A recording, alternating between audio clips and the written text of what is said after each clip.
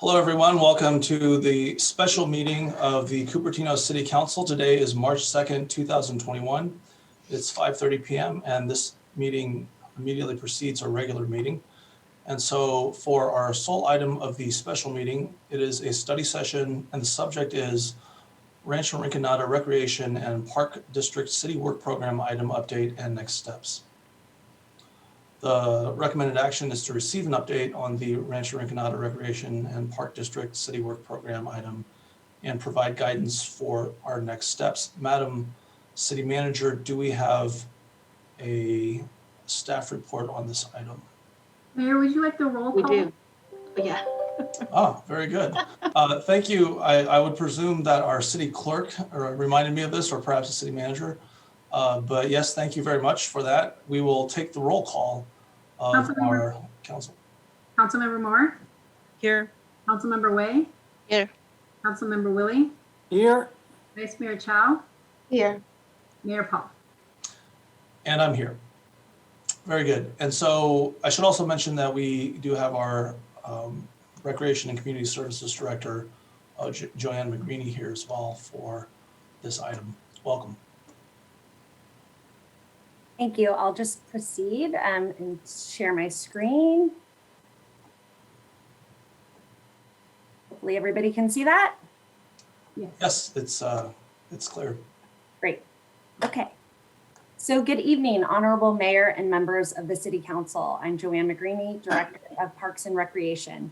This evening, we will be conducting a study session on the City Work Program item regarding the potential acquisition of the Rancho Rinconada Recreation and Park District.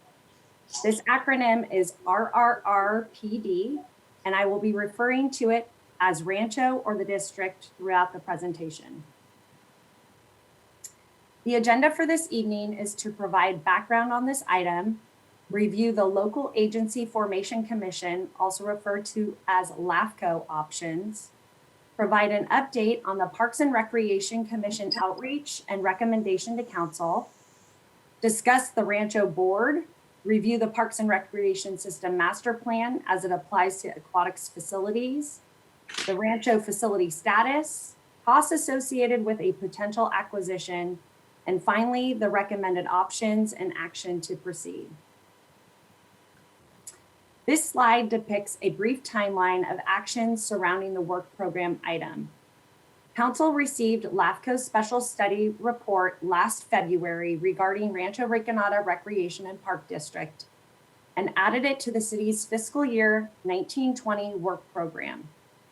Staff have been working with the Parks and Recreation Commission, LAFCO, and the district to progress the item, and the following slides will address the specifics associated with this timeline.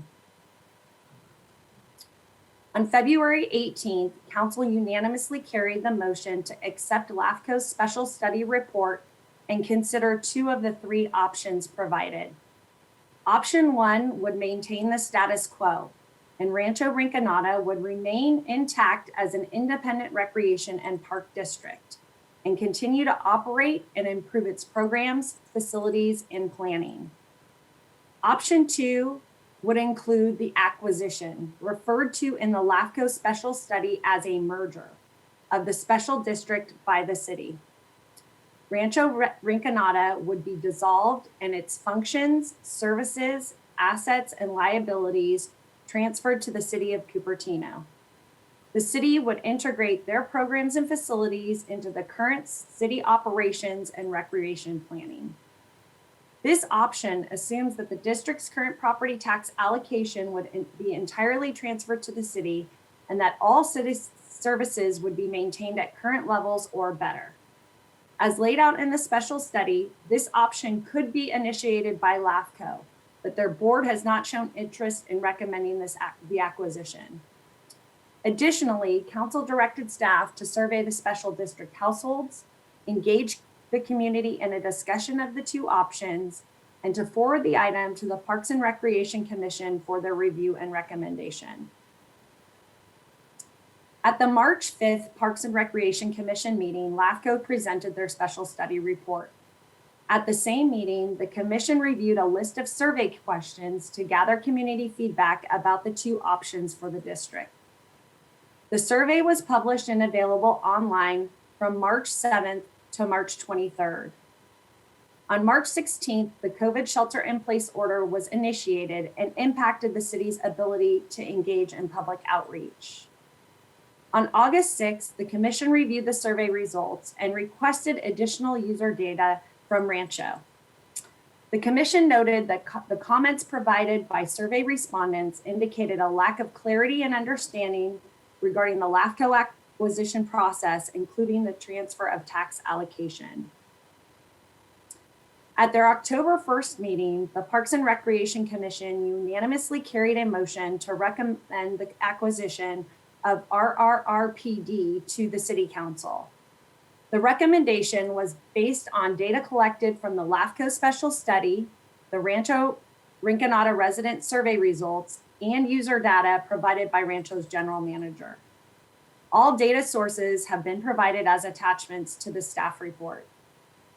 The LAFCO report established that the special district had a zero sphere of influence, indicating that it should eventually not exist independently, and additionally noted the board dysfunction. The survey that was conducted had a response rate of 3.9% of Rancho households. This percentage is reflective of the number of special districts and households that utilize the aquatics facility. 65% of the respondents indicated that they preferred proceeding with the acquisition. Additionally, the user data provided by the Rancho general manager indicated that 34% of their users were Cupertino residents, with 10% of the users being from the district. 66% of their users were non-Cupertino residents. Following the commission's recommendation, city staff met with a LAFCO representative on October 27th to discuss the next steps on a potential acquisition of the district by the city. LAFCO provided the application requirements, including the plan for services, resolution and proposed terms, protest thresholds that could trigger a special election, and the LAFCO's fee schedule.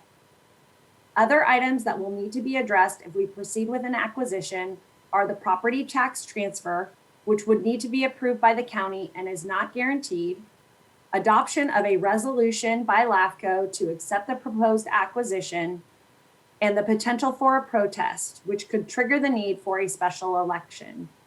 Detailed information on LAFCO proceedings regarding the reorganization are included in Table 5 of their special study report. Now we will discuss the Rancho Rinconada Recreation and Park District and its governance. In LAFCO's special study report, it was noted that the Rancho board was experiencing a lack of quorum and board dysfunction, including a history of turmoil, unfilled seats, and candidates running unopposed. The board is now fully seated with 4 new members as of December 2020. The board is currently executing a strategic visioning and planning process. Roush Communication Consultant Incorporated was selected to design and execute the process, which will include a 3-year strategic plan, benchmarking, background research and benchmarking, and community outreach. This is estimated to be completed by summer of 2021. As a result, this information could provide the city with additional data to better understand the current and potential operations of the facility, as well as community feedback. At their October and November meetings, the outgoing board members had requested a letter of opposition be drafted and sent to City Council regarding the commission's recommendation for the acquisition of the district. Lack of board support could deter an acquisition and result in a lengthy and costly process for the city. The newly seated board met on February 11th and carried a motion to approve the use of $27,000 for an additional outreach action plan to help educate the special district residents on the potential acquisition. It would include 3 phases comprised of building awareness with a neutral message, consideration and engagement, and a call to action if necessary. The board is planning to take a formal position on this item at an upcoming meeting. Ideally, if the city decides to proceed with acquisition, it would be best to do so with the support of the board. In February of 2020, the Park and Recreation System Master Plan was approved, where the Cupertino community provided feedback on their desire for future aquatic facilities.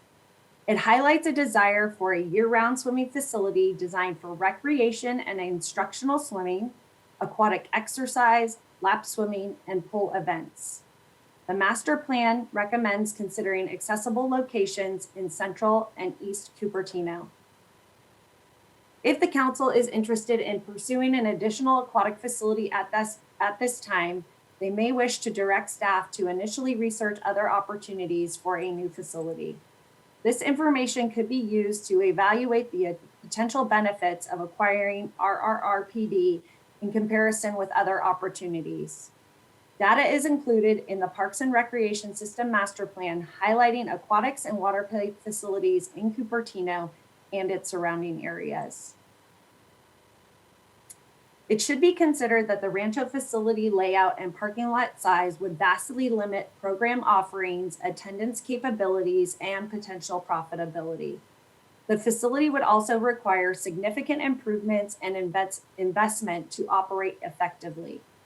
It should be noted that this aquatic facility is currently available to all Cupertino residents, and transitioning the operation of the facility to the city would not translate to additional aquatic opportunities for residents as laid out in the master plan. If the city proceeds with the acquisition of the special district, it could be a lengthy and expensive process. If a special election is needed, it could cost the city upwards of $100,000 to $200,000. Initiating the acquisition process would not guarantee a successful transfer of the facility and could be dependent on the results of the special election. Other expenses include $12,000 LAFCO application fee, $3,500 for a professional aquatic facility assessment, and an estimated $350,000 in facility renovations to address ADA and locker room upgrades, safety and security systems, and other aging infrastructure. Given the information provided, staff are recommending the following options for council's consideration. Option 1 is to proceed with the acquisition process. If this option is selected, an additional allocation of budget would need to be determined to at minimum conduct a facility assessment, pay the LAFCO application fee, and any additional county requirements. Option 2 is to decide not to proceed with the acquisition process at this time, which would include removing the item from the city work program. Staff recommend that if this option is chosen, that the acquisition be initiated by either of the affected agencies, LAFCO or the Rancho Board, as the initiating agency is responsible for the fees and documentation associated with the transfer. Option 3 is to delay consideration of the acquisition. Council could direct staff to either consider engagement and long-term planning for aquatics in the city, or could delay until the Rancho Board completes their strategic visioning and outreach and makes a recommendation. It is recommended that council select option 2 at this time, since the acquisition process would be lengthy and costly with an uncertain outcome. The recommended action tonight is to receive an update on the Rancho Recanata Recreation and Park District City Work Program item and provide guidance for next steps. Kevin Davis, the general manager at Rancho, is here this evening to help with any questions. Okay, great. At this point, does anyone from council have questions of Joanne and our staff? I see that Kevin Davis of the jurisdiction is here, so welcome Kevin as well. Anyone on council, you could just use a show of hands on video. Councilmember Willie, you have your hand raised. Yeah, so the questions that I would have is, one of the items, that was discussed there was the extensive upgrades that are needed for ADA compliance. It may go beyond that, but it seems to me that that has to happen either way. And if Cupertino is not involved, is the RRR going to undertake it? I mean, that sounds to me pretty major, where our parks and our city capabilities are in place for undertaking that kind of stuff, as opposed to RRR. Is 5 years from now, is that facility still going to not accommodate the ADA residents that we have? So that's the question. Okay, anyone care to take that on, either from Rancho Rinconada or from our staff? Perhaps that would be a question for Kevin, since that is the facility operations at this point. So, welcome. Thank you, Councilmember Paul. So to answer your question, that's one of the things that the strategic plan will answer, is when these types of upgrades would happen and what the priorities would be relative to other development programs. And so I think that that's very much a question that will be answered within the next few months. So has there been any discussion regarding ADA compliance on your board or within your administration? Yeah, so ADA compliance typically happens when we do a big upgrade. That's when it's required for entities like ours. So as we haven't done a big upgrade recently, we haven't been required the latest ADA standards. I see. When was the last time you did make a significant upgrade to the facilities? 2005, we put in a new pool. Okay. We replaced the pool, I should say. And during that time, we put in a new handicap parking spot. We actually made a new spot in the last one. Okay. So about 15 years since then. Okay. Councilmember Woolley, did you have any other questions at this point? You're okay. Okay, great. Vice Mayor Chow. Okay, so 4 questions. One, how were the 4 new board members identified? And do we know that this functional board will continue? The same problem won't repeat. The 4 members were identified through outreach. So we put out some mailers on our website, around our facilities, spread the word everywhere we could. I know there were some community members who also took it upon themselves to let other people know that this opportunity existed. The 4 members applied and were accepted. So, as far as whether the second question, can you repeat that one? And how would we ensure that the board, this dysfunctional board, this board won't become dysfunctional as before? Is there anything put in place to make sure of that? Certainly. Certainly. What we've done is we've actually revamped all of our policies and training to make it a lot more clear what the role of the board is moving forward. That way there's a lot more clarity on this is the role the board plays, this is the role staff plays, you know, and the strategic plan really lays out who's doing what the goals are moving forward. So again, Okay. and this group of board members seems to be very, They are all Rancho residents? yes. Okay, and then, but there are only 10 or 12% of users coming from Rancho. That seems to be many people who live in there don't even know Rancho Pool exists. What programs are being offered? What do you think might be the problem? Well, first, I would say They that are all paying for this pool from their property tax. Yes. So first, the numbers that you're referring to are actually the programs that we can collect user information for. So things like swim lessons, our swim team, things like that. But our actual usership is higher than 10%. And the reason I say that is because our public swimmers, who come primarily from people who are very close, are going to be Rancho residents. collect their addresses. You know, if someone comes to someone, we don't say, okay, let me find out what your address is. Are you a resident? So our true number is actually higher than 10%. Beyond that, you know, we put out flyers every year. We send mailers out every year to residents. So I'm not sure why people wouldn't know we exist, but we do get our name out there. We even have a banner right along Bollinger. So for the what Okay. answer. So then a question is, what about the, I guess, what about the option?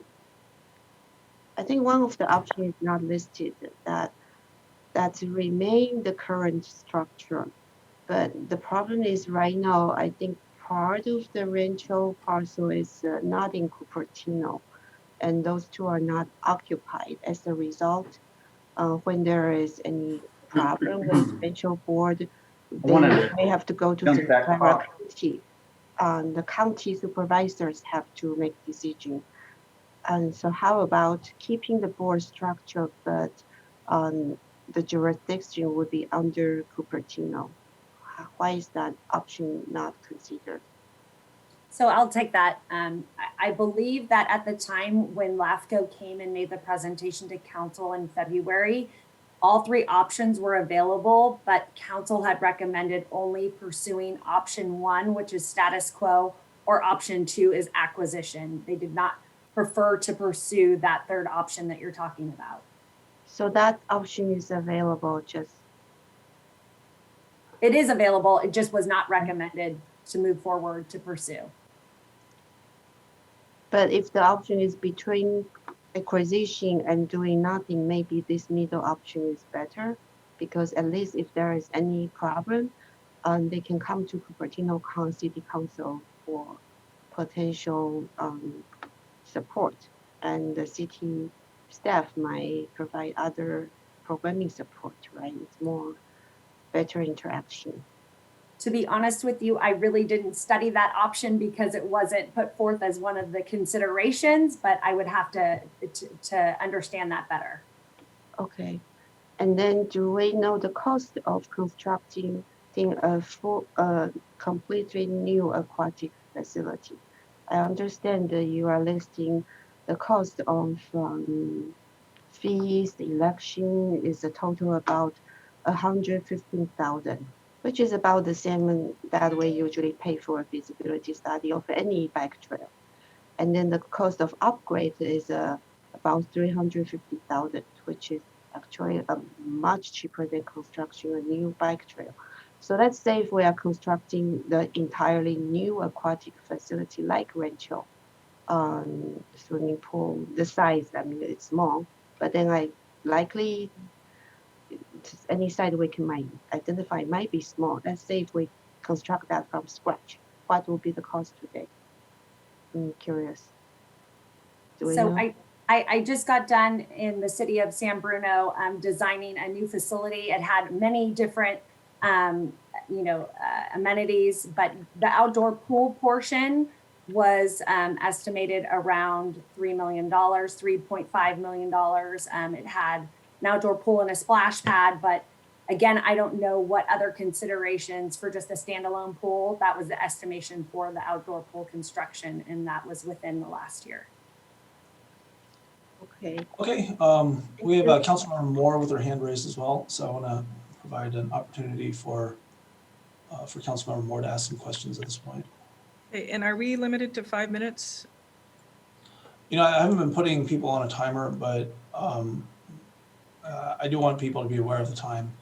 It's Okay. about 5 minutes till 6, and we should probably try to adjourn with a few minutes left before the regular session. Okay, so I was wondering, is this pool currently open year-round? And then could you compare it and contrast it, I guess, with the Blackberry Farm pool for access? And then I was wondering if the 350,000, is that something, and I think this was already touched on, is that something that's already being planned on having that investment by the district? It sounds like it's not. And lastly, with regards to the classes, are those private instructor coaches who are coming in running classes, and what would change with who's conducting the courses if it were to be absorbed by the city? Would it then go through Parks and Rec somehow? It sounds like it seems almost similar if to coaches wanting to teach tennis lessons on city property. So I'm curious about how the instruction would continue on. Okay, thanks, Councilmember Moore. That's 4 questions. And to recap, is the pool open year round? Please compare it to the Blackberry Farm pool access. Is the $350,000 investment already contemplated by the district? And are the classes private right now, or are they under some other structure? Would anyone like to, well, I guess Kevin, you could probably answer the first and last, well, actually all of them except the Blackberry Farm pool access question. So is your pool open all year round? First question. Yes, our pool is open all year round. It's currently open. We are open with pre-registration online currently, open 6 days a week, and we'll open up quite a bit more as summer approaches and what it allows us to do. As for the $350,000, we are not contemplating that much yet. The kitchenette inside the recreation hall is definitely on our agenda, as is the restrooms, which do need an update. But this is quite a big lift for us, and so there's going to have to be a lot more analysis as far as what. And I believe the last question was about private classes. Right now, all of the programs, the swim lessons at least, are done by in-house instructors. We have our own training program. They're covered by our insurance. We did briefly look at having outside instructors come in and provide their own lessons, but ended up not doing it because of some concerns. Does that answer your question? Sounds like it. I wanted to hear the comparison with Blackberry Farm Right. also. And is there, I'm a little concerned with, because ADA was mentioned, and is there some exposure there? Because if it's not updated, and I don't know if it's fair game for me to even ask that question. And then if it were to switch over to having the city absorb, what would happen to the instructors? Would they then become employees of the city of Cupertino? So let's have Director McGreeny pick up on those questions. Sure. Absolutely.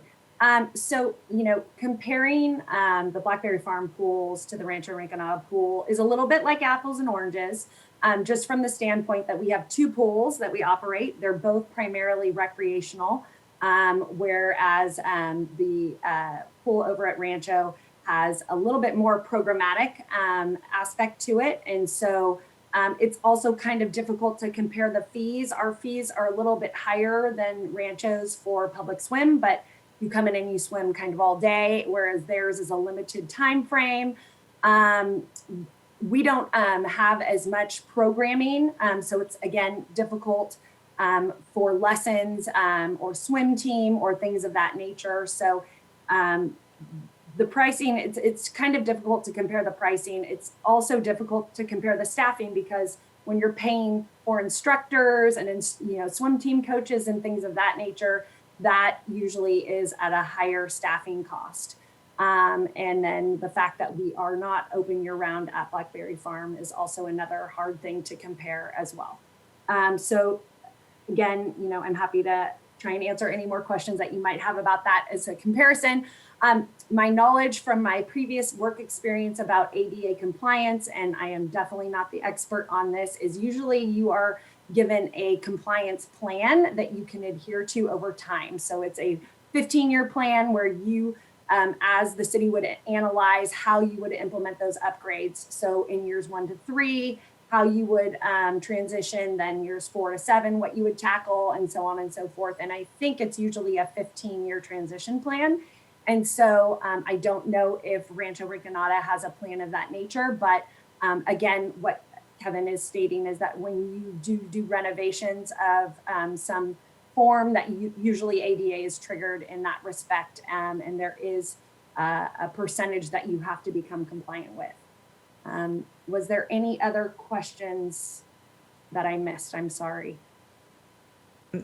Well, would staff be coming through the city somehow, and what would that look like? Right. So I would say just like the city operates currently, you know, if a position becomes available, it will be open for applications. I would just, you know, a little nuance about aquatic staffing. Because of the special certification, you know, staffing pool is sometimes limited. So I would say that there would be a strong chance that lifeguards or swim instructors or coaches would be considered, you know, if we needed to staff the pool in that nature.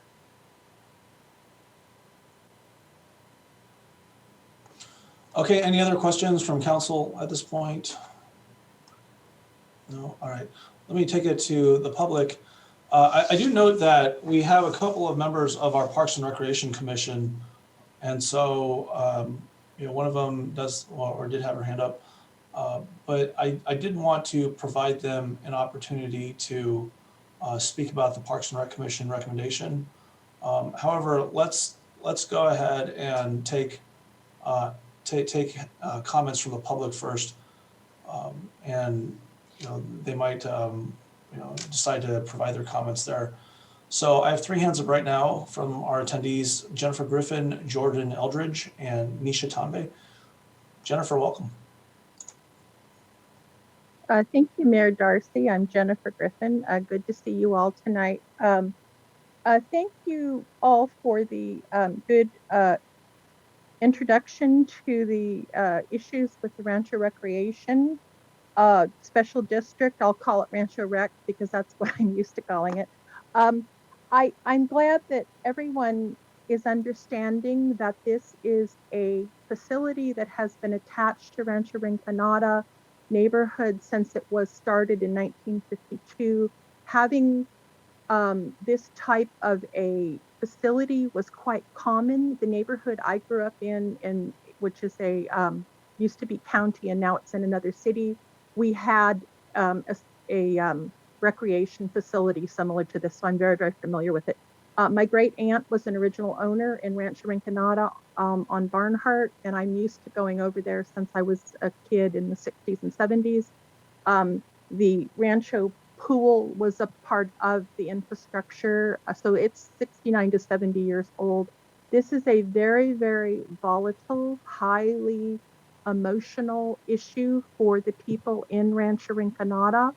I think that there has not been an ability to have a great deal of outreach to the public about in Rancho Rinconada. I'm going to talk about the people in Rancho, the 1,500 homes, because this is part of their infrastructure.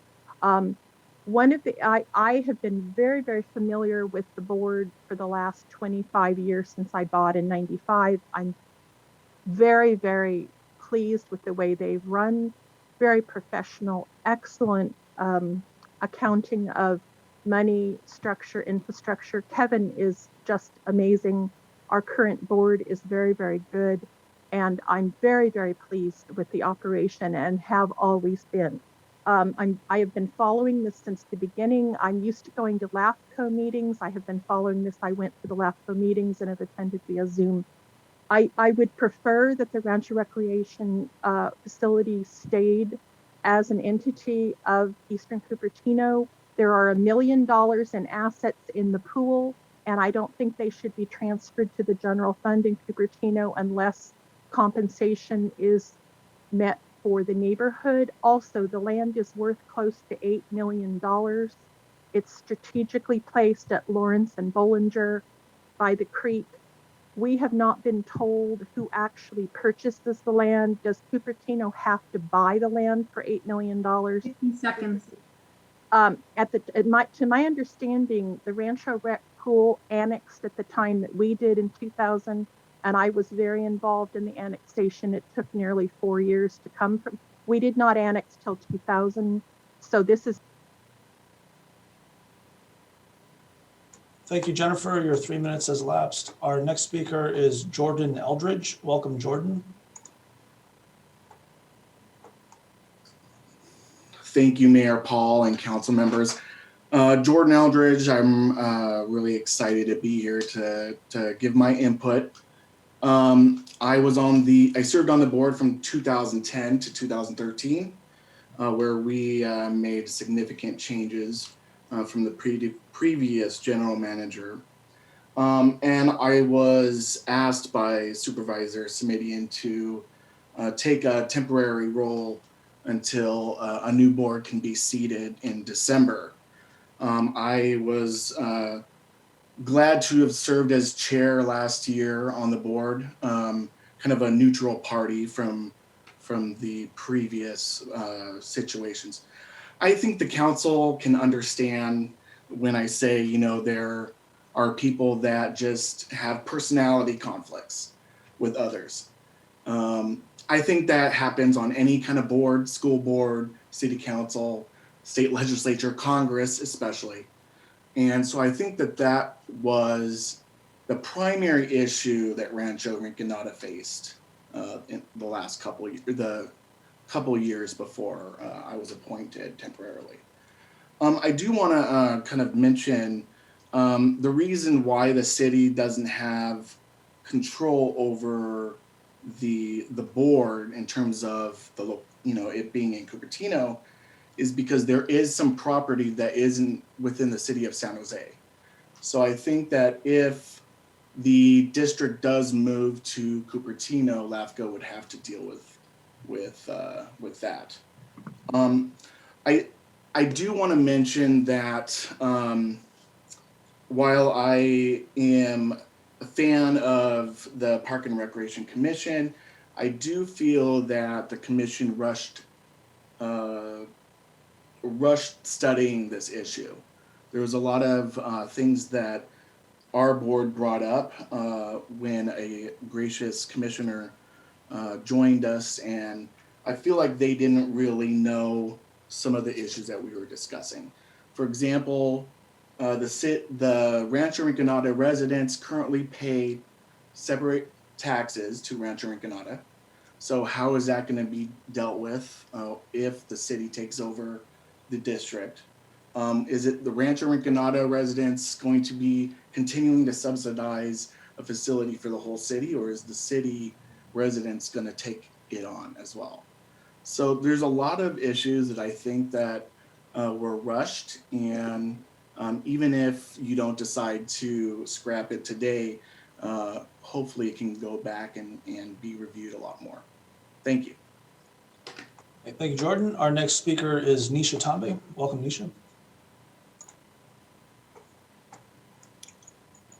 Hi, Mayor. Thank you so much.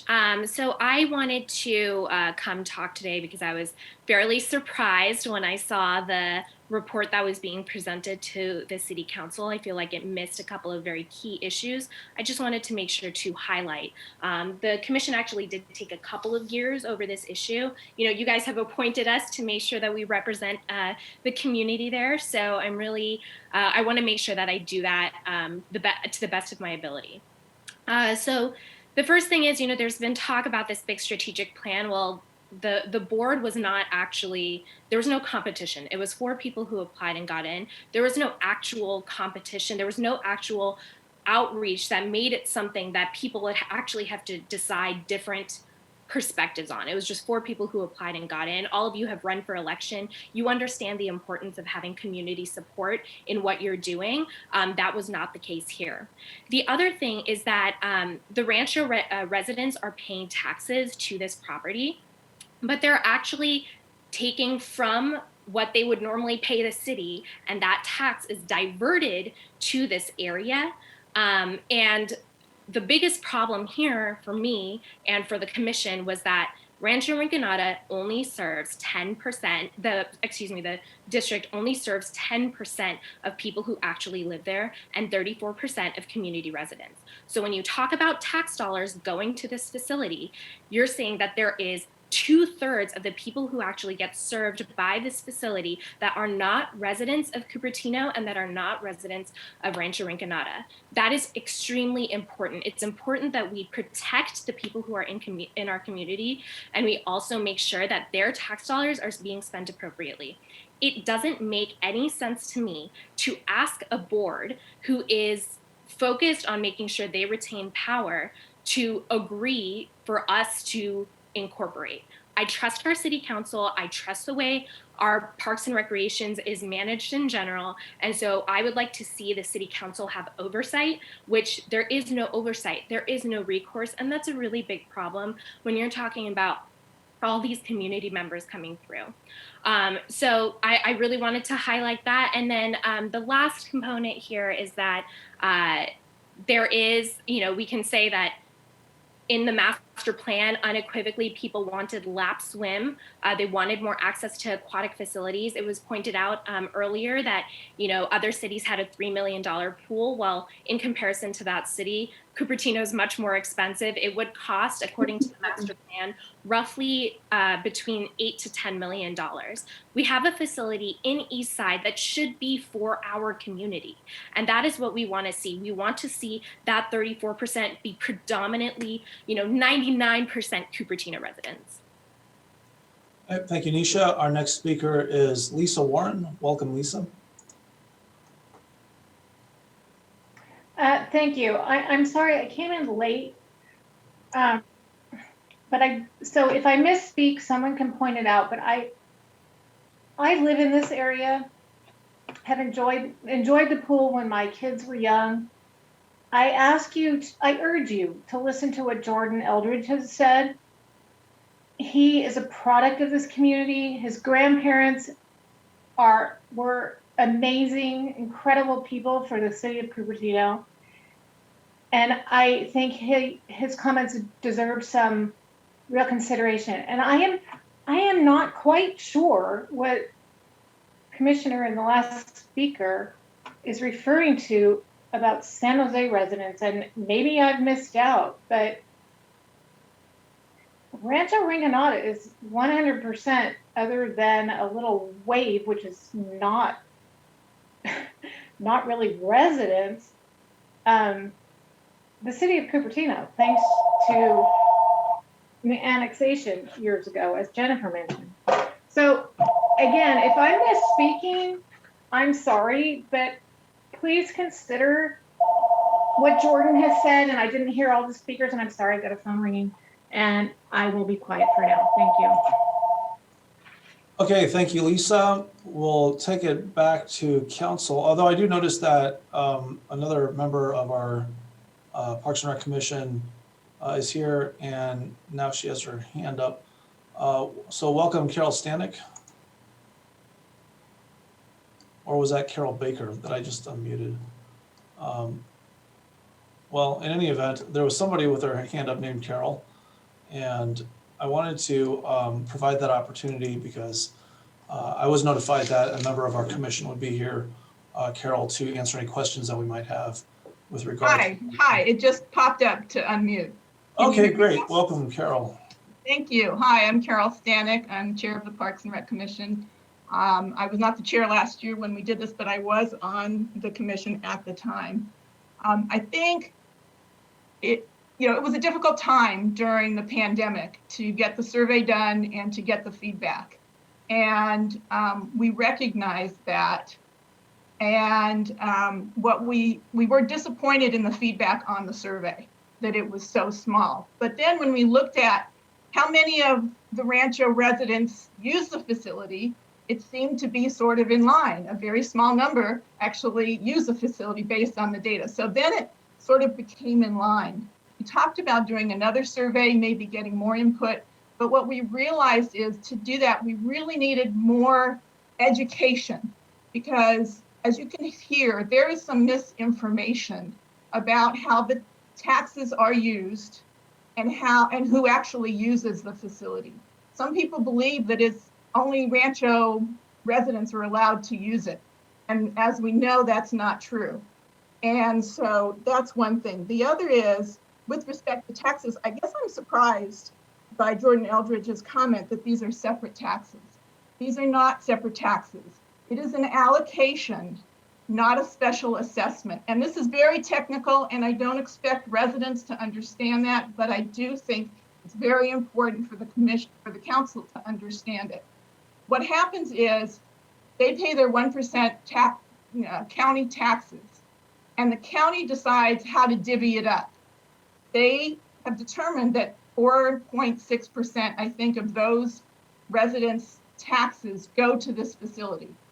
So if that facility never existed, they would have paid the same amount of taxes either way. And I think, so that is something that's very misunderstood, and I think we would definitely need to do some education about that.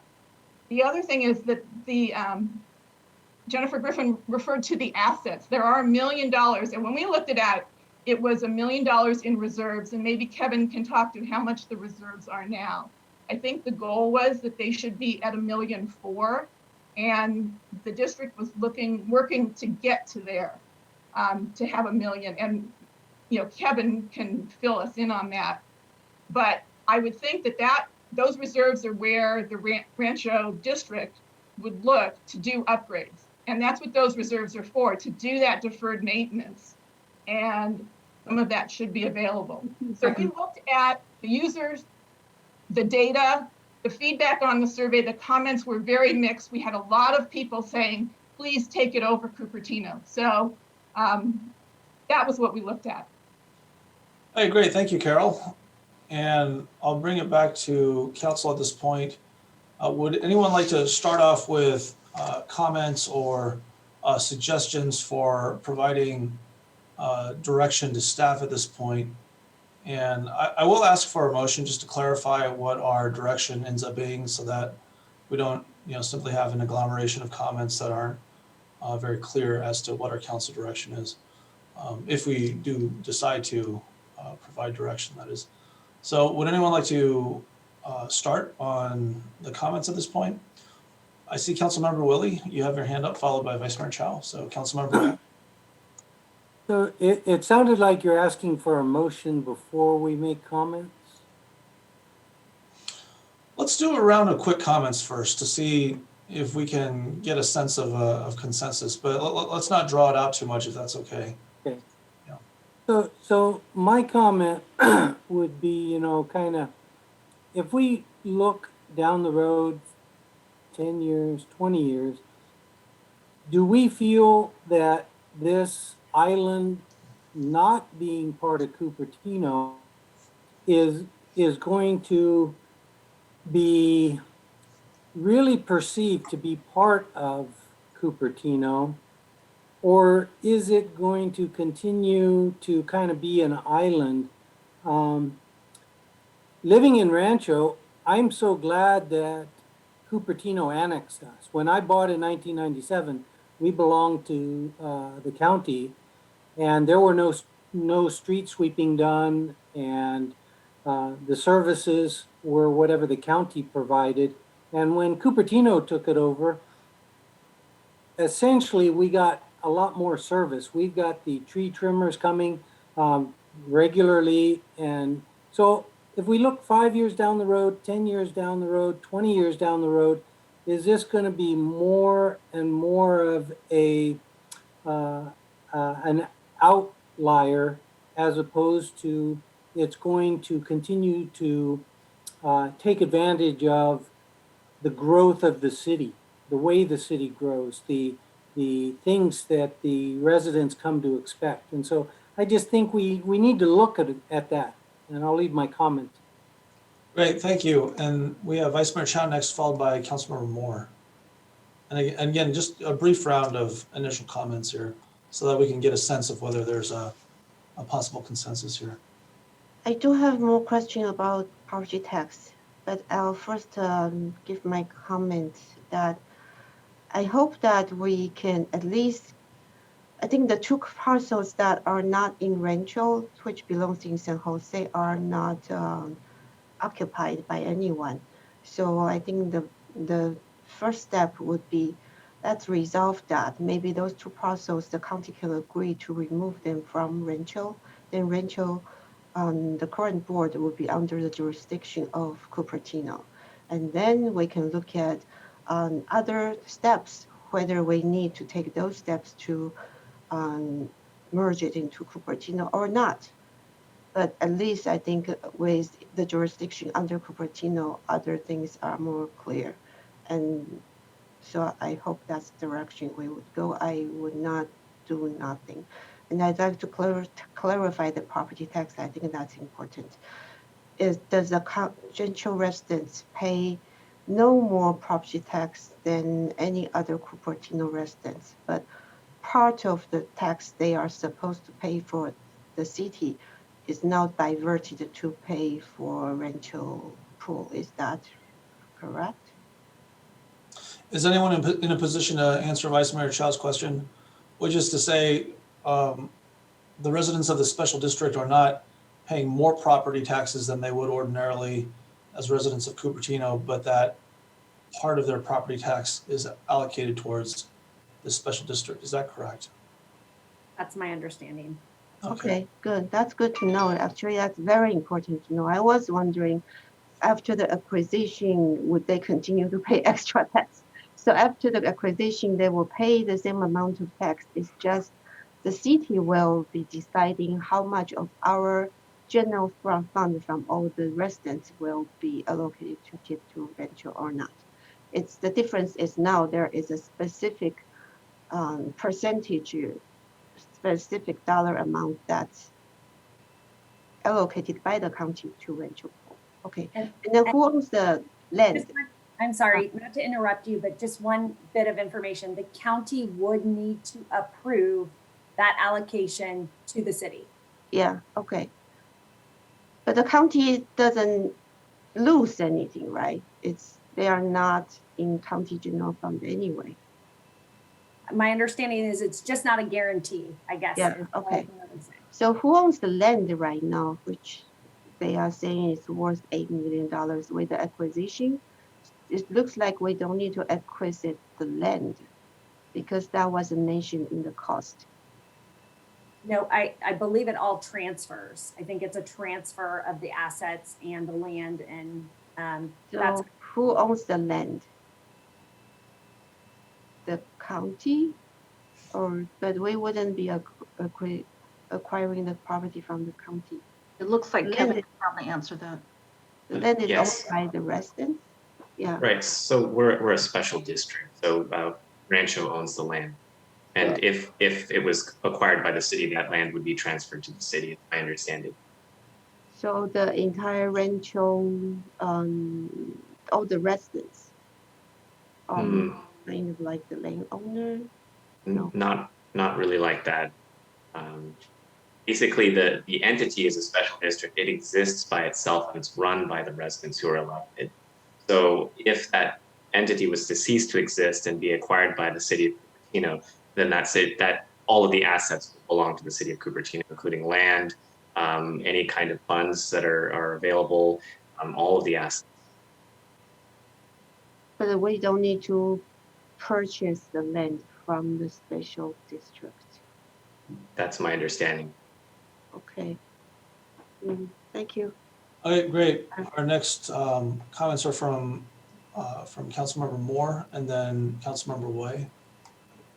Okay, so following up on what Vice Mayor Chow was saying, could you please explain again, and I'm sorry to be repeating this, explain again what goes on with the tax dollars, how it is now, and then what would change? It sounds to me, and correct me if I'm wrong, that the money that the residents in that special district are paying now would then somehow come to the city, and then the city would, I would assume, spend that money on the pool area. Do I understand that correctly? So my understanding is that if the county approves the tax allocation to come to the city, if we acquire it, that it would then be absorbed into the general fund and could be spent on the pool facilities. But that money would go into the general fund is my understanding. Okay, and then the residents there would want that probably in writing, that that money would return to the pool, I would think. I don't know. And goodness, I did want to see where the two parcels are. There was a map inside of the one of the attachments, and if somebody while we're talking could pull that up and just point it out, I would appreciate it. The 3.9% return on the survey was extremely low. And I didn't quite understand what the 10% participation means. Does that mean that only like 10% of the residents in that area are actually using the pool? If that could be explained a little bit more, I'd appreciate that. Yeah, I think that was a percentage of total using the facility.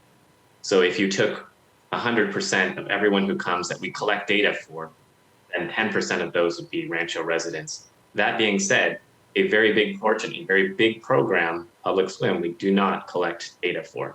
So potentially that number is not great in all ways. Okay, I see that. I think Joanne, you have the map up. Is that right? Yes. Yeah, and I just wanted to let Kevin know that every so often his words are blipping out, for me anyway. And it's usually at the end of your sentence for some reason. I'm sorry. Okay, so we have a map up here, and the comment was made that part of the district's land is parcelized in a different jurisdiction. And so is there clarity as to what part of that space is not in the city of Cupertino?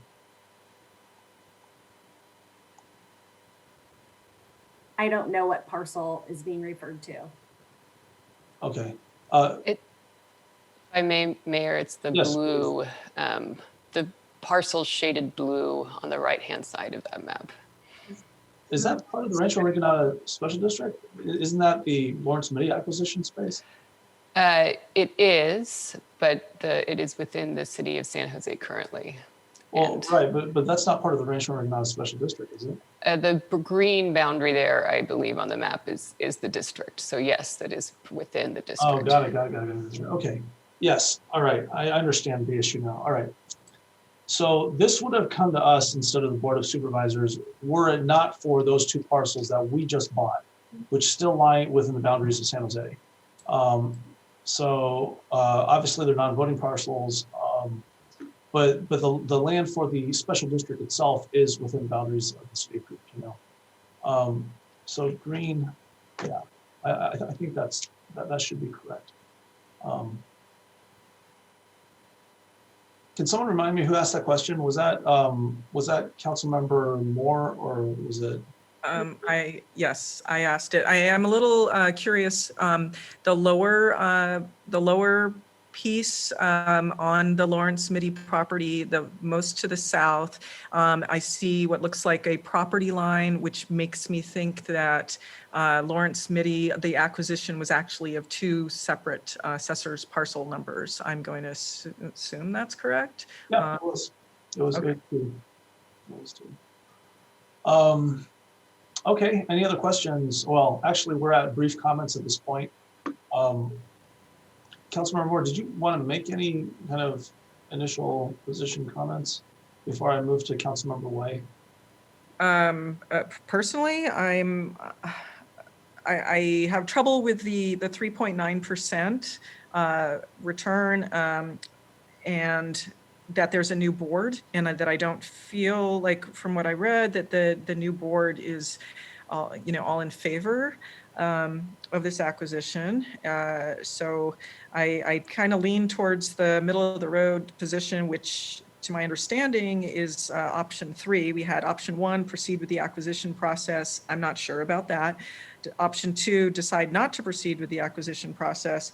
I'm also not sure about that, because I do see some benefits to the community, and so I'm left sitting at option 3, which is delay consideration of the acquisition, allow for engagement in long-term planning for aquatics facilities in the city, and until our PD completes their strategic visioning and outreach and makes a recommendation. So I lean towards 3. And if you want me to make a motion to that end, I can do that, or we can continue No, discussing. not this time. Let's hear from Councilmember Way, and I'll make some comments as well. So Councilmember Way.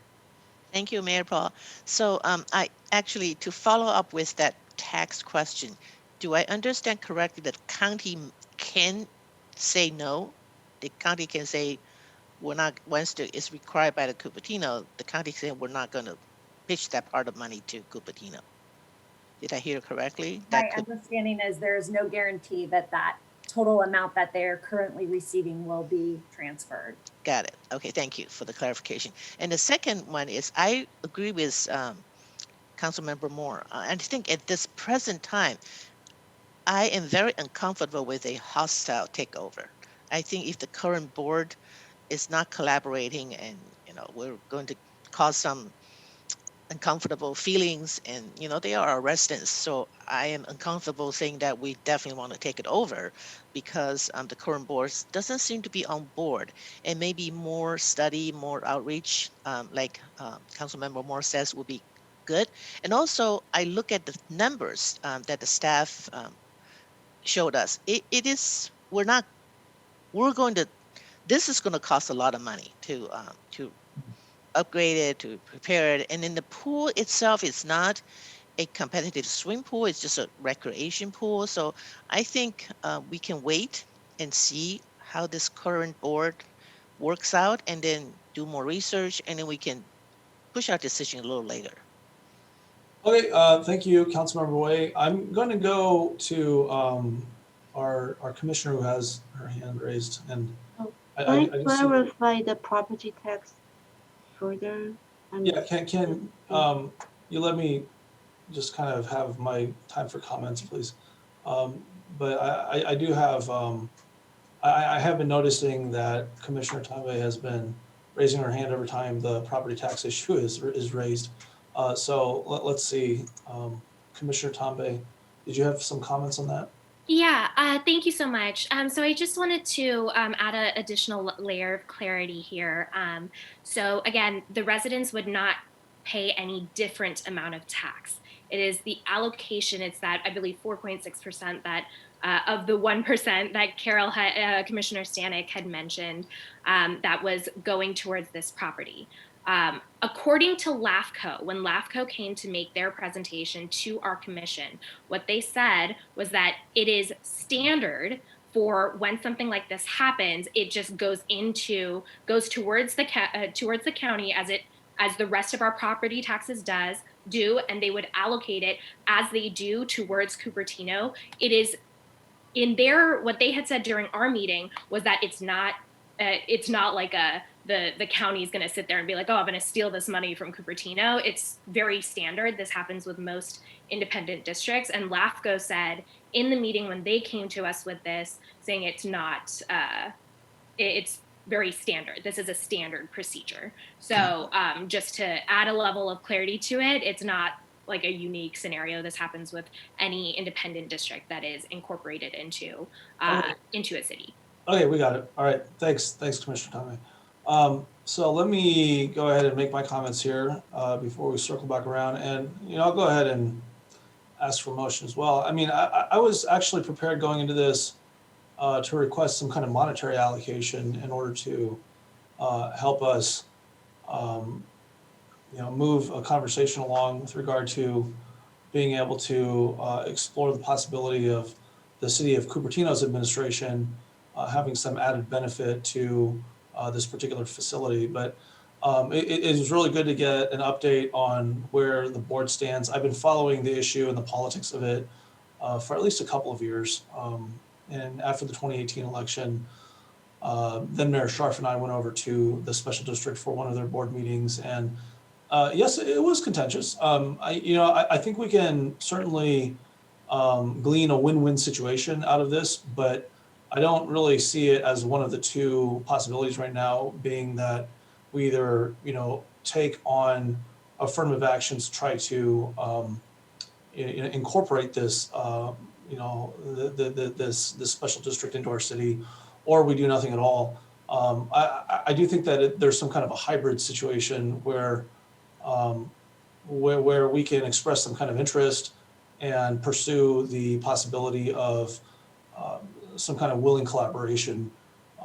And so I'll tell you, my initial thought was, adding up all the different amounts that were being proposed by staff, because, in the general scheme of things, because swimming and lap swimming particularly, it's true that it's not necessarily a full-fledged competitive pool, but it is a lap pool where people can get lap exercise in. That's actually a facility that polls very well in Cupertino. In fact, out of all the recreational facilities, that is the type of facility that has far and away the most requests in Cupertino. And as a city, we're really not providing that. We're certainly not providing it on a year-round basis. And I would invite a further examination. I think there should be a longer-term examination as to how we get that kind of amenity available to our residents.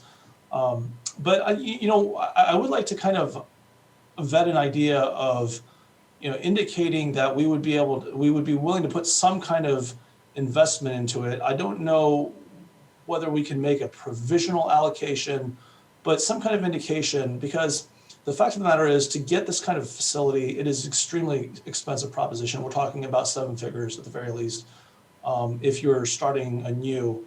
But if by city involvement, we can basically effectuate an immediate improvement on it, for the amounts of dollars that are indicated by the staff report, which I calculate to be somewhere on the order of $560,000, and a few dollars more than that.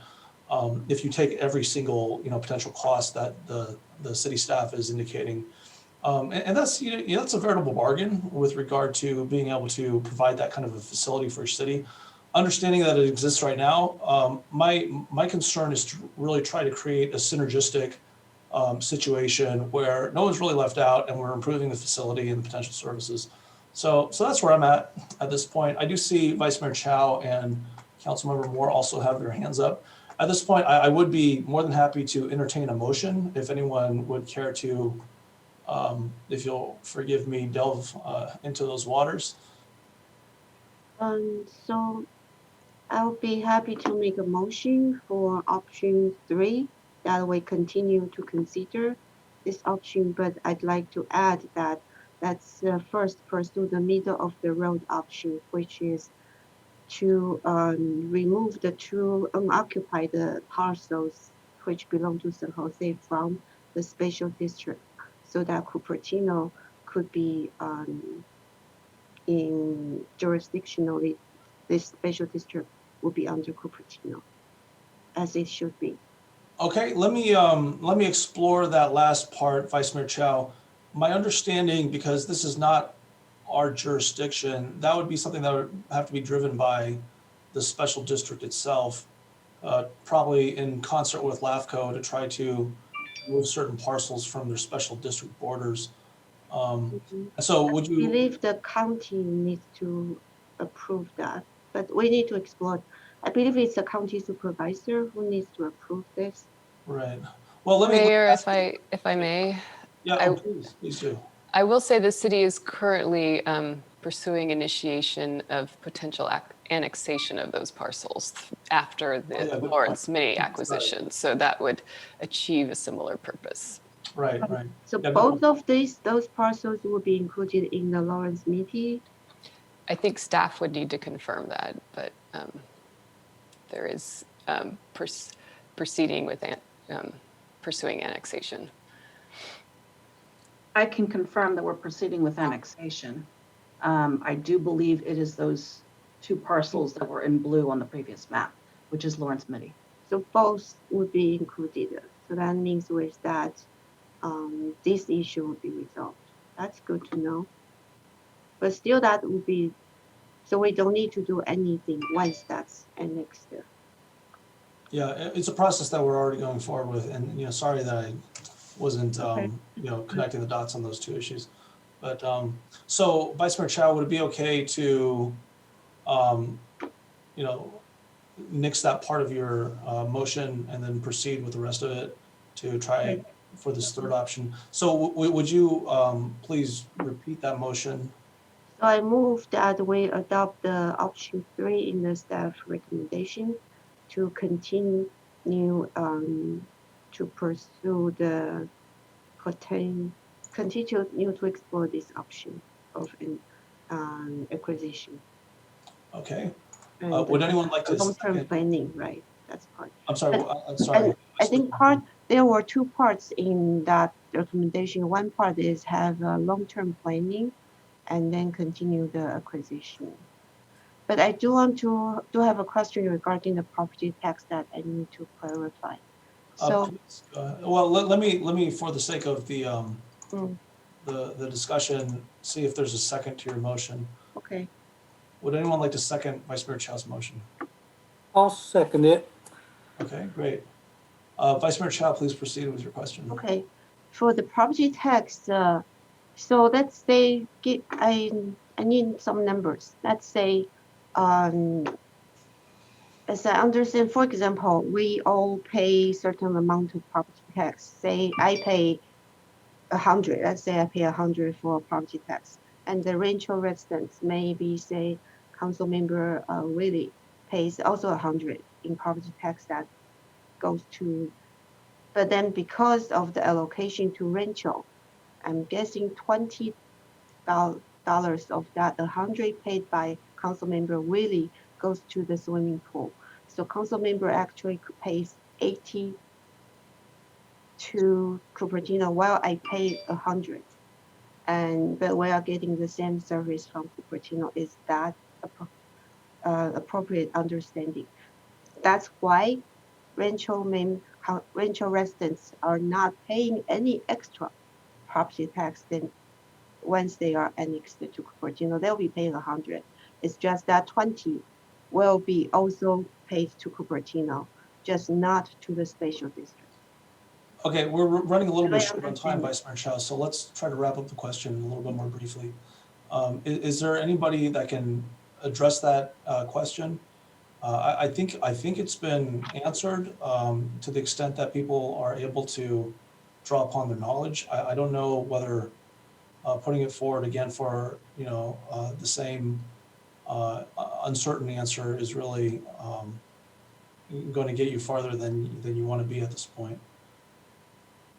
My point is, rental residents are actually paying less for the Cupertino City service.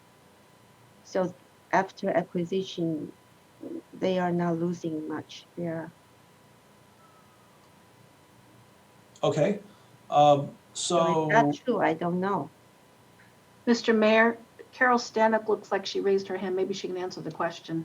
Okay, Carol, did you want to speak to that, or was there a different? Sure. I've looked into this just because I'm nerdy that way. And so we're talking about taxes that go to the county. So our 1% are county taxes. And those get allocated to the schools, to the library, to the county, to the water district, lots of different places. And if you look at the different percentages, for Rancho residents, 4.61% of their taxes get allocated to Rancho. And then a little bit comes off of everything else that gets allocated. They spend a little bit less to the city of Cupertino, a little bit less to the schools, to the high school district, to the CUSD, to the library, et cetera. I'll just try and leave it with that. Hope that answers it. Okay, thank you, Carol. And Jennifer, I know your hand is up. Unfortunately, we only have 2 minutes until our primary meeting starts. I would be happy to table this if we don't feel like our discussion has reached a point where we can vote on the motion on the table. And we can table it to a date certain, perhaps sometime in the early summer, if that's something that our council would be more willing to do than taking a vote at this point. I see our city manager has her hand up. Did you want to make a comment, Deb? I was hoping that council would be compelled to at least vote on one of the options because it informs our work program going forward. And so we probably couldn't defer this particular decision until summer. Was hoping just for, well, I'll leave it there.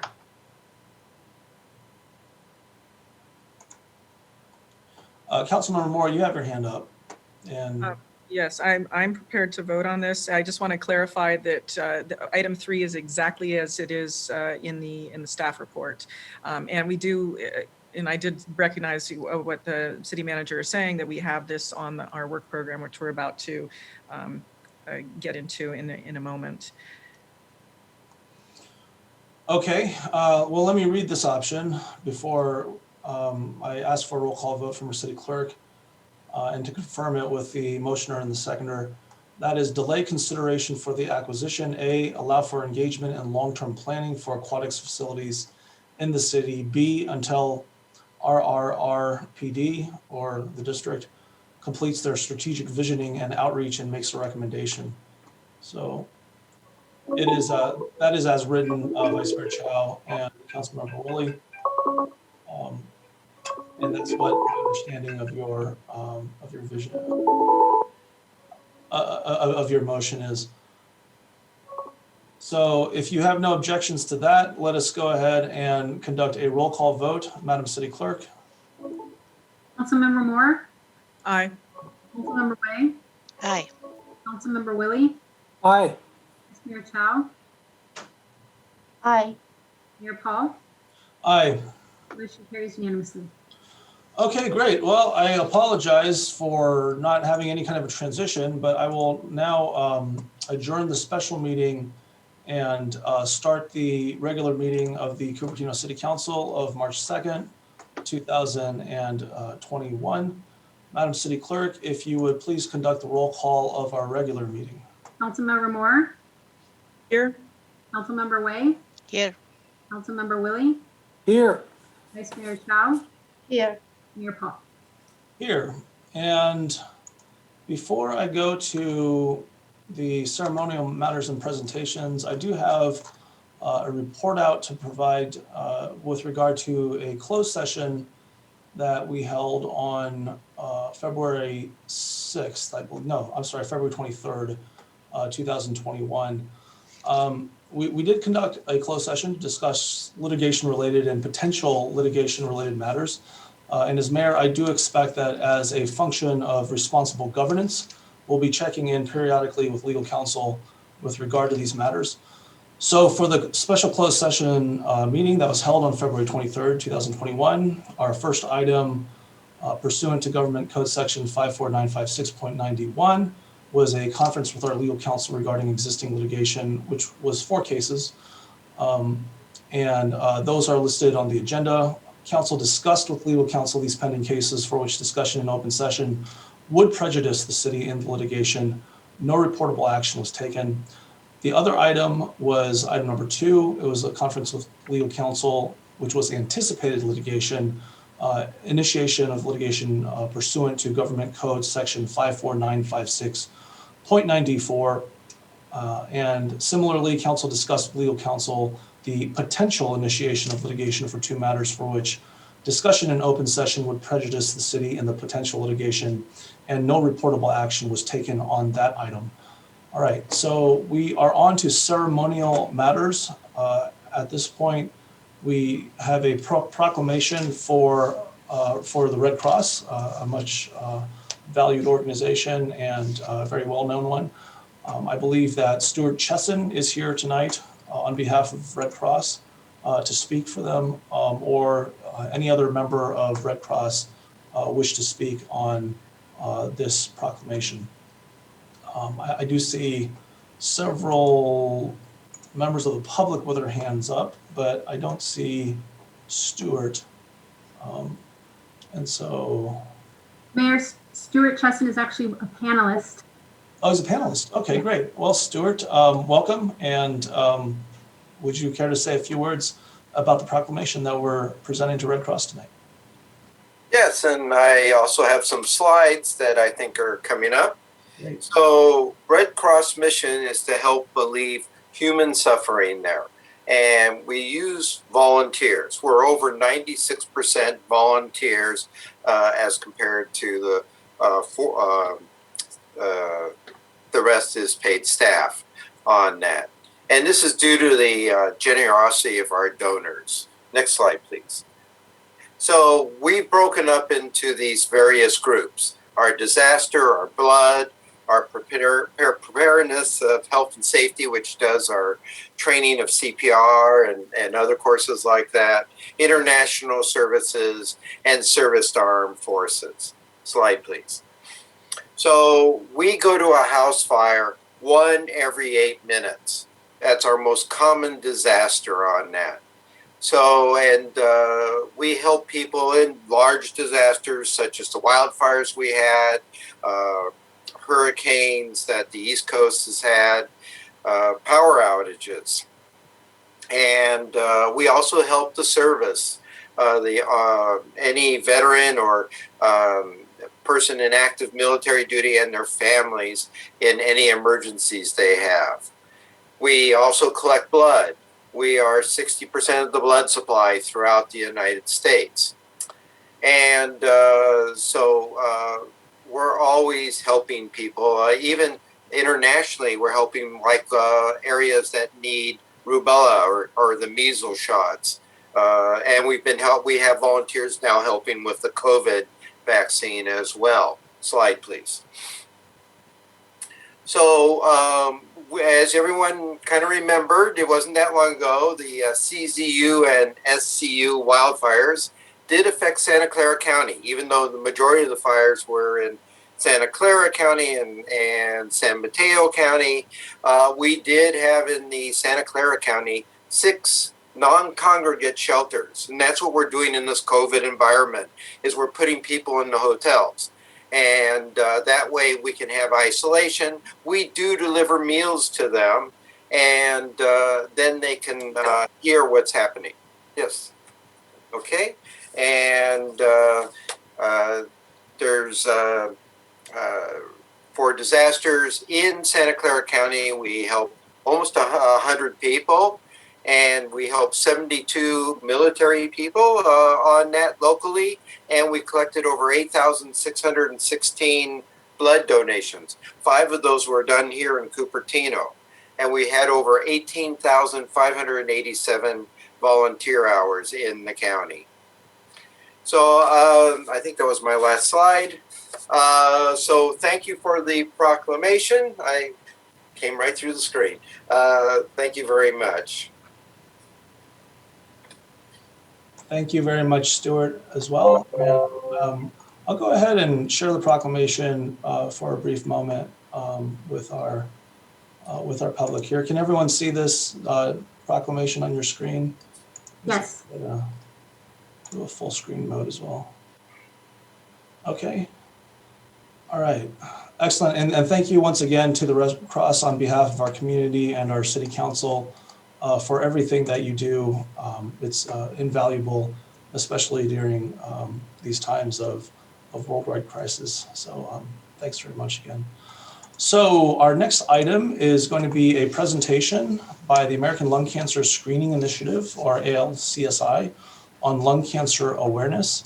Madam City Clerk, who do we have from ALCSI to present a few words on this item?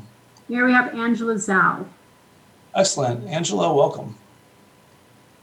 Everyone, thank you for having me. So I believe Kirsten has my slides that she'll be, pulling up here. Okay. So the American Lung Cancer Screening Initiative is a 501c3 nonprofit org, and you can go to the next slide. Our primary goal is to spread awareness around both lung cancer and lung cancer screening. And our team consists of a collaborative effort between practicing physicians, medical students, and both graduate and undergraduate students. So today, I just want to share with you all kind of the current state of lung cancer and lung cancer screening. Next slide, please. So to begin, the American Cancer Society estimates that lung cancer will be the 3rd leading cause of new cancer cases in 2021, following behind prostate and breast cancer. In terms of mortality, the ACS estimates that lung cancer will be the leading cause of cancer-related deaths, by far in 2021, which is a trend that we have seen for many years. Next slide, please. Next slide. In California, specifically, we see a similar trend from 2013 to 2017, and this data is from the CDC, where lung and bronchus cancer was the third leading cause of new cancer cases and the leading cause of cancer-related death. Next slide. So when broken down by demographics, we can see in Santa Clara County specifically that Black males and white females had the highest rate of lung cancer incidence between 2013 and 2017. And the next slide, white males and white females had the highest rate of lung cancer mortality between those same years. So now that we have kind of discussed lung cancer itself, I just want to take a moment to address the state of lung cancer screening, which is what ALSI focuses on, and at both the national and local levels. Next slide. So this graph here shows the importance of lung cancer screening. So lung cancer screening can detect the lung cancer at an earlier stage. As seen by the corresponding color blocks, when lung cancer is detected at an earlier stage, there is a significantly improved prognosis with the 5-year survival of 57.7%. Unfortunately, almost half of all lung cancer cases are diagnosed at the later stages when prognosis is relatively poor. Next slide, please. And then lastly, I'd like to highlight the state of lung cancer screening in the US. So this graph compares the lung cancer screening rate for high-risk individuals in each state. The green bar in the middle represents the national average at around 5.7%, and the orange bar on the right represents California at only around 1.2% of individuals at high risk of lung cancer getting that screening that they need. And next slide, please. So in summary, lung cancer, and that's just a third leading cause of new cancer cases and the leading cause of cancer-related deaths in the US and California specifically.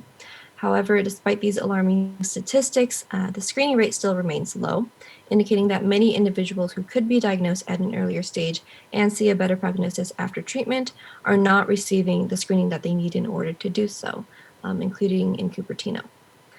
Right, and that is all. You can go to the next slide. But thank you for your time and listening to my brief presentation on lung cancer and lung cancer screening. If you have any questions or comments, please feel free to email us at info@lc.org.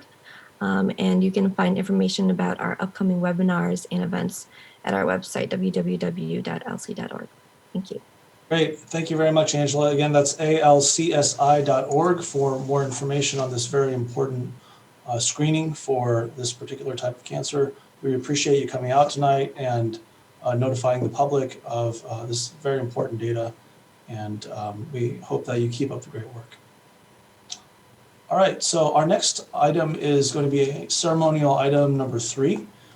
We have a proclamation for Youth Arts Month, and conveniently that's in the month of March, and we are here in the second day of March. So we have Sophia Fojas from the organization, and so welcome, Sophia.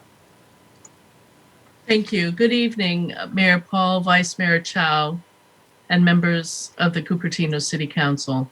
My name is Sophia Fojas. I'm the Arts Coordinator in charge of Artspiration, the Arts Initiative of the Santa Clara County Office of Education. I'm asking for your support in recognizing March as Youth Arts Month. As you know, the arts are critical for well-rounded education. And when the arts and culture are combined, the arts are a powerful force for bringing communities together in celebration. We also know that the arts builds the capacity in students for self-expression, creativity, collaboration, and problem-solving skills. Youth Arts Month began in 1961 as a national initiative to celebrate the arts in schools. Next slide here, please. Its goals are listed here, in particular, highlighting the value of arts in education, partnerships across sectors for the arts, knowing the arts through arts participation, institutional support of the arts, and the arts as part of a well-rounded education. Artspiration is the arts initiative of Santa Clara County Office of Education. Its mission is committed to shared leadership in advocating, empowering, and supporting sustainable arts education to develop the creative capacity of each student and educator in Santa Clara County Public Schools, with a vision of partnering with schools, arts organizations, and the greater community to foster equitable and transformative education through the arts. Again, my name is Sophia Fojas. We thank you for recognizing March as Youth Arts Month and are grateful for your support of arts education for students in our school. If you'd like further information, you can go to our website, www.artspiration.sccoe.org. Thank you again. Thank you, Sophia, and we very much appreciate your efforts and your organization's efforts to put forward this very important awareness and instill this value in our youth. It's very critical to everything that we do. And so we have on the screen, and I thank whoever is sharing it, presumptively the city clerk, a copy of the proclamation. And so we'll go on to item number 4, which I believe is going to be our postponements. We do have a postponement of our traffic impact fee nexus study. And so we are continuing that to a date uncertain at this point. The next item on our agenda is oral communications. I see there are 4 members of the public, 5 now with their hands up and counting. And I just want to remind everybody that the way that we'll be addressing oral communications or commentary on our agenda items is that once the first person with their hand up gets done speaking, that is going to close off the list of commentary, people making commentary for that particular item or topic. So our first 3 people with their hands raised are Jennifer Griffin, Ayush Rihanna Goel, and John Ennels. So welcome, Jennifer. Thank you, Mayor Darcy. This is Jennifer Griffin, and I just had a question. Well, okay, I have 3 different items. One of them, I'm a little bit confused about the item that was postponed. It doesn't seem to have a number on the rest of the agenda, and I was wondering where the public works item was. I will say now that I'm very happy to announce that all the senior members of my family have, as of 2 days ago, received their second dose of vaccination. And I would recommend that everyone get a vaccine.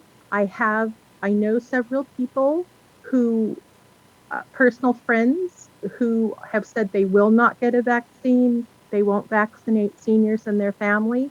We need to remember that, especially for seniors, a lot of them have been homebound for the last year. Sometimes if you are scared of getting a vaccine, and I know some people are for various reasons, those are personal issues, we have to remember that our parents depend on us for a lot of things. They try to live independently, but many of them have to rely on family members. And if the younger generation are choosing not to get vaccines, they are putting their senior parents and relatives at risk because they could bring something home or take it over to the senior's home. I think that we need to remember that. Also, there may turn out to be later religious reasons that people may not want to take the vaccine. I am sympathetic to that, but everyone has a cultural experience, but we have to remember that the seniors are vulnerable and they could be exposed to this. The third one is, I was just going to throw out there, this is happening in Oregon. There is an issue in Portland now where they have decided because of they can put 4 houses per lot, they're not going to require driveways. And I'm wondering, what about, how do you get water into some of these complexes? If you have a neighborhood that has no driveways, how do you even get in to bring in water access? We haven't talked about that. We have a lot of issues with crumbling infrastructure in terms of like many cities. And how are you going to pay for water upgrades to get them in there? Look what's happening in Texas. There's a lot of issues here, and we need to think very, very carefully about it. but please get those seniors vaccinated. Thank you. Thank you very much, Jennifer. And at this point, I'll just read off the list. It's not too long. The remaining list is Ayush Rihanna Goel, John Ennels, Dan Marshall, Connie Cunningham, Peggy Griffin, Tanish Savla, and Lisa Warren. And so Ayush, I do have a note from our city clerk that Rihanna and Ayush would like to, oh, I see, that's two people. So they would like to have 3 minutes each for their oral communications. And so we'll set you at 3 minutes each. And so welcome.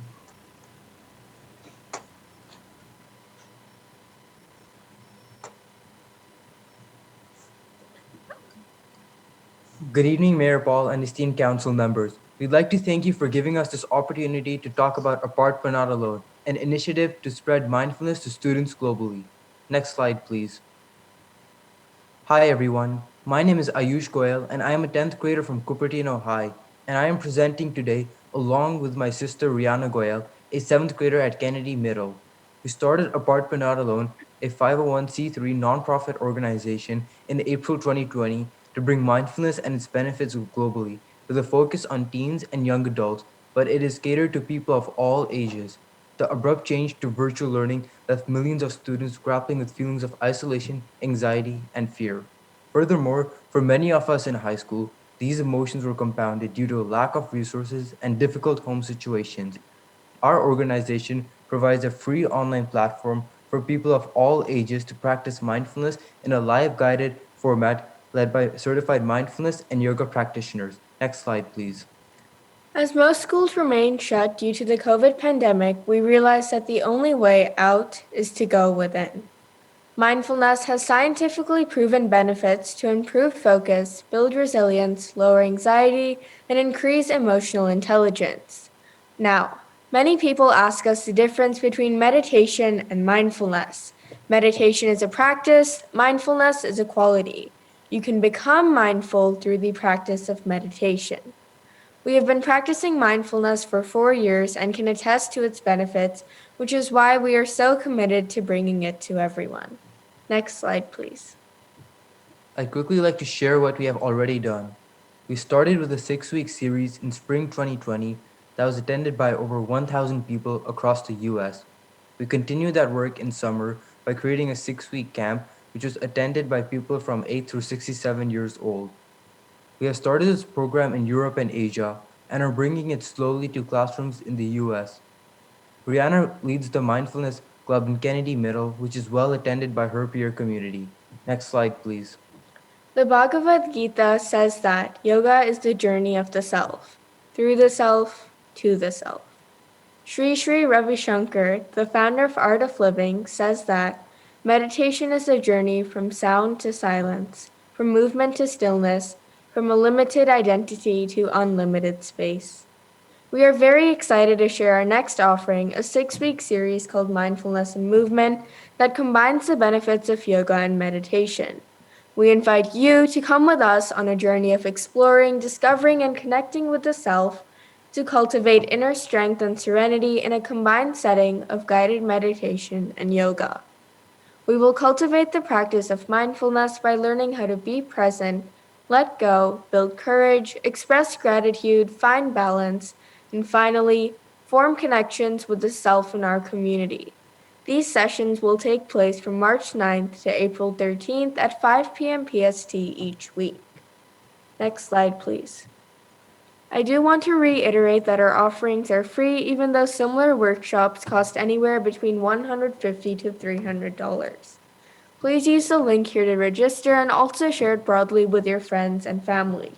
You can also connect through Facebook Live to view the guided sessions when they're live. If you have any questions, please send them to us at apartbutnotalone@gmail.com. We hope to see you next Tuesday at 5 p.m. PST. Thank you. Does anyone from the panel have any questions? So our format isn't Q&A for this, but we really appreciate it. And I know that we could probably all use some good mindfulness and the practice that you're espousing here. So thank you very much, Rihanna and Ayush. And we hope that you have great luck furthering your goals to make more people mindful. Okay, Um, thank you. You're welcome. So our next speaker is John Ennals, followed by Dan Marshall, followed by Connie Cunningham. So welcome, John.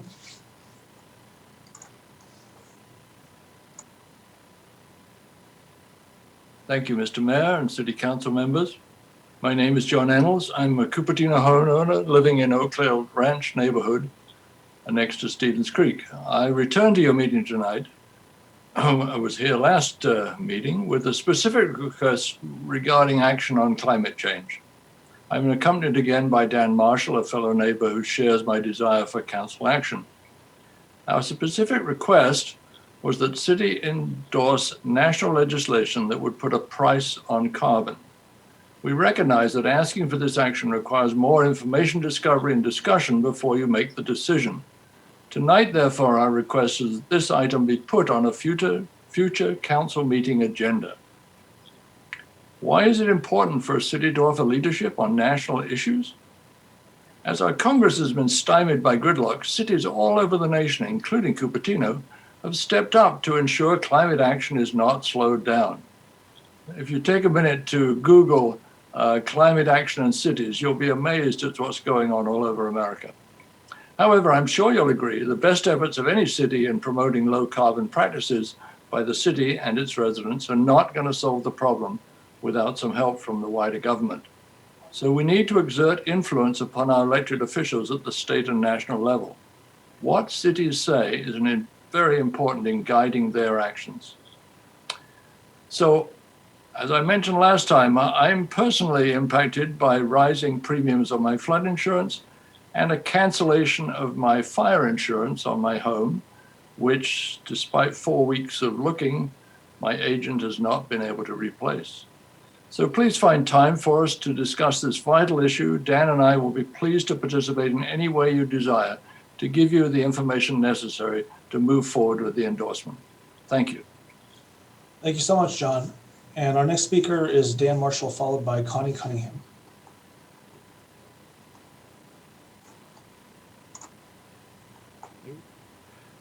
Hi, can you hear me? We can hear you. Great. My name is Dan Marshall, and I want to honor your new policy, Mayor Darcy, to not have two people speaking on the same topic. So I'm going to be incredibly brief. I've sent all of you an email covering the draft endorsement that we're asking you to sign and the verbal presentations that John and I have delivered.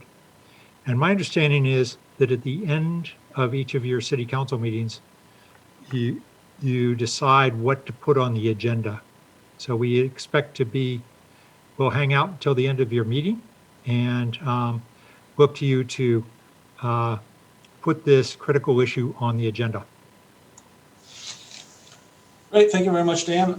So just as a matter of clarification, I can make a brief comment. From a process perspective, yes, council does have the ability to ask for future agenda items at the end of the agenda. That is correct. And then I, as mayor, working together with the city manager, take a look at a work plan and future items and decide the timing of that future item. But otherwise, that is correct. We do consider items at the end of the meeting. So our next speaker is Connie Cunningham. Connie is followed by Peggy Griffin, followed by Tanish Savla, and our last public speaker for oral communications is Lisa Warren. Welcome, Connie. Thank you, Mayor, Vice Mayor, and council members for this time. I have two things I would like to address this evening. First slide, please. First, I want to join with other voices to publicly condemn the recent hate crime attacks against Asians in the Bay Area. I want to state publicly my support for the Asian community to raise awareness of these crimes. What can we do as a community? I ask now for a moment of silence for us all to reflect on this question.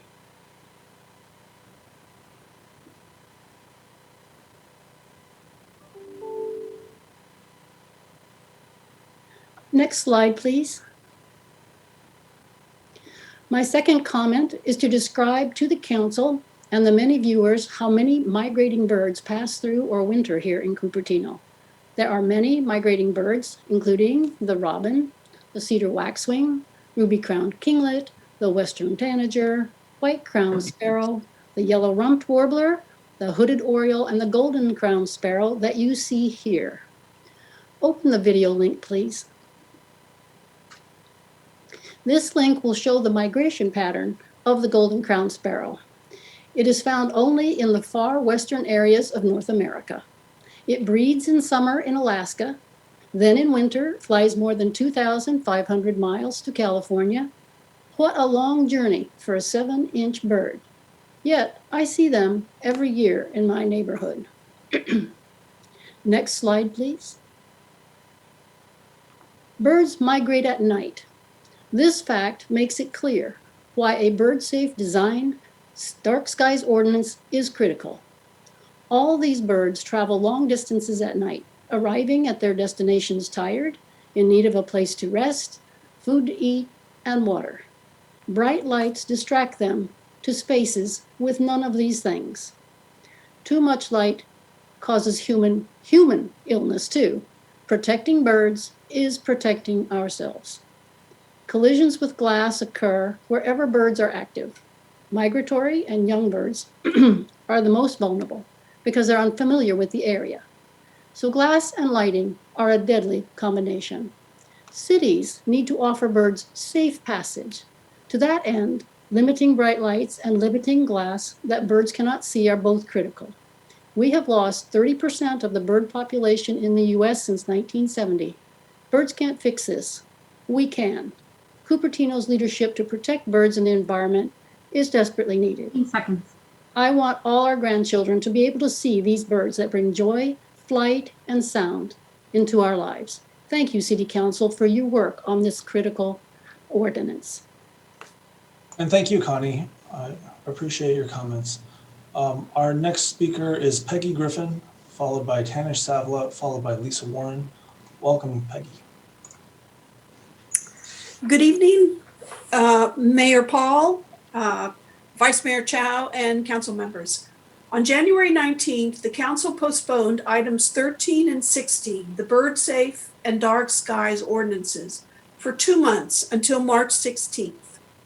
After a discussion with staff this past week, what I expected was being done is not what is actually being done. My concern is that these important items were postponed for 8 weeks, and I'm quoting the city manager, to address concerns and do follow-up if necessary. But what we are going to get is exactly what we had in January, only 8 weeks later. Vice Mayor Chow and Councilmember Wei were right that these items should not have been postponed so that the council could have provided clear and specific direction.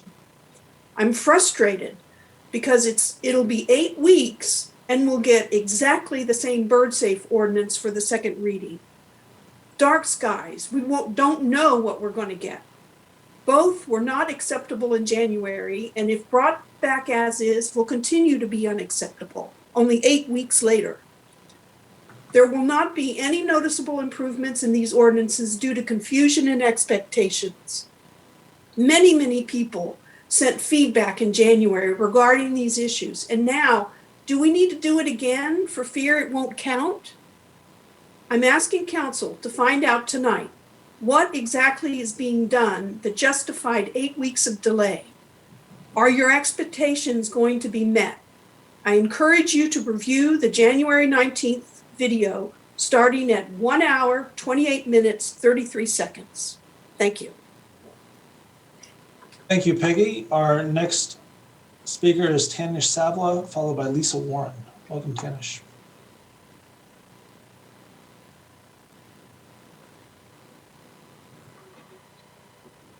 Hello, can you hear me?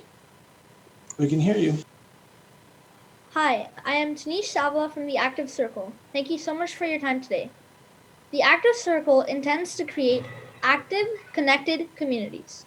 Next slide, please. What is our story? Well, like most of you, we are 3 middle schoolers stuck in a pandemic. We are bored, inactive, and isolated from each other. After several months of waiting, we created a social bubble with community friends, and we went on walks, bike rides, hikes, and to local beaches for cleanups with our community. Soon we realized, can this community be extended to people in our neighborhood and local community? Next slide, please. This is where the Active Circle idea began. Our mission is to create active, connected communities.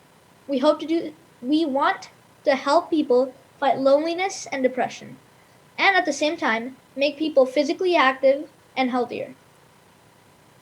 We are a nonprofit organization, and we will host events to give back to the community and teach more people to become socially responsible. Next slide, please. What have we done so far? We have created a website in which we've hosted events such as Cooking for the Homeless, and we've also held a community yoga session taught by a volunteer.